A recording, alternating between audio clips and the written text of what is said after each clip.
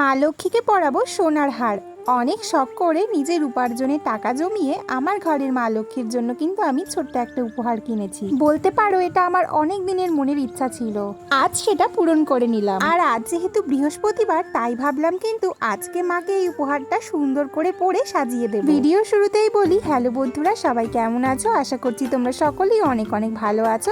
আমি অনেক ভালো আছি। আমার একটি নতুন ভিডিওতে তোমাদের সবাইকে জানাচ্ছি অনেক অনেক স্বাগত। আজ তোমাদের সাথে শেয়ার করতে চলে আসলাম বৃহস্পতিবার পুজো দেওয়ার সুন্দর একটা ব্লগ ভিডিও। আশা রাখছি ভিডিওটার শুরু থেকে শেষ পর্যন্ত তোমরা আমার পাশে থাকবে। আমি প্রতিদিন সাধারণত রান্না বান্না সেরে নিয়ে তারপরেই কিন্তু পুজো দিতে বসি, কিন্তু আজ তার উল্টোটাই করেছি। আজ যেহেতু একটু ভিডিও করব, তাই কিন্তু আজকে সকাল সকাল স্নান করে বসে পড়েছি। দেখো, বাসনগুলো তো মাজা ধোয়া হয়ে গিয়েছিল, আর সিংহাসনের সমস্ত ঠাকুরগুলোকে নামিয়ে আমি সিংহাসনের আসনটাকেও বদলে নিলাম। এই যে আমার ঘরের মা লক্ষ্মী। ঠিক 2 বছর আগে দোল পূর্ণিমার দিনই কিন্তু আমি আমার মাকে ঘরে এনেছিলাম এবং প্রতিষ্ঠা করে পুজো দিয়েছিলাম।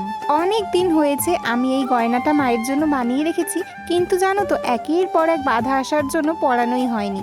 তাই ভাবলাম চলো আজকেই মাকে এটা আমি পরিয়ে দেব। চলো এবার এক এক করে সমস্ত ঠাকুরকে স্নান করানো হয়ে গেছে, এবার মাকেও স্নানটা করিয়ে দিলাম। এবার দেখো, মার কিন্তু জামা কাপড়টা পাল্টে দিয়েই সুন্দর করে মায়ের জন্য উপহারটা আমার গলায় পরিয়ে দিলাম। আমি যখন এটা কিনেছি তখনই একটা সুন্দর রিলস ভিডিও করে তোমাদের সাথে পোস্ট করেছিলাম। তোমরা ভিডিওটাতে আমাকে অনেক অনেক ভালোবাসা দিয়েছো।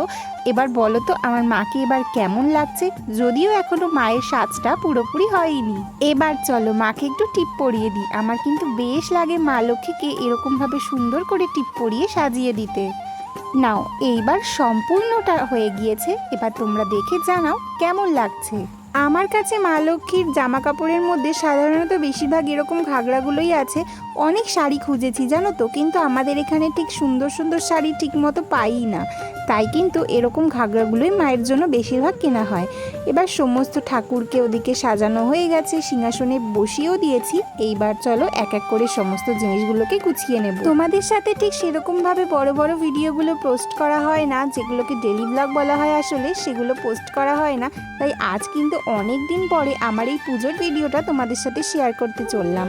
তো কেমন হয়েছে তোমরা কিন্তু অবশ্যই একটা কমেন্ট করে জানাতে ভুলো না। আর বৃহস্পতিবার দিন তোমরা আগে পুজো দাও নাকি রান্না বান্না সেরে পুজো করো, সেটাও কিন্তু অবশ্যই কমেন্টে জানিয়ে যেও। আমি তো আমারটা আজকে তোমাদের ভিডিওর শুরুতেই জানিয়ে দিলাম।